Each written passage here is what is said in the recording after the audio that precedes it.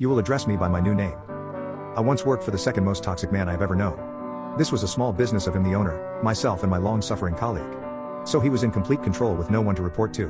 My boss was an absolute manchild who would launch into hours-long absolute fits of pants-soiling fury over the smallest inconvenience, and then as soon as his problem was solved would act frustrated and sulky that we weren't all celebrating his victory. He would have these tantrums several times a week. Our shop was on a high street. I felt bad for our business neighbors having to put up with it. It's only now years later I remember we had student flats above us as well. When my boss wasn't risking detonating his own nads into a fine red mist of rage, he was otherwise insufferable. He would also frequently get hyper and giddy and make fun of us, lost in a fit of giggles while calling us nonsense. Or he would decide that some new form of honor should be bestowed on him, like we should be made to call him sir, or master, or Darth. Seriously, imagine a man that has never in his life held a stick or pole without swinging it around making lightsaber noises. Once day he decides we are to call him Daddy Cool.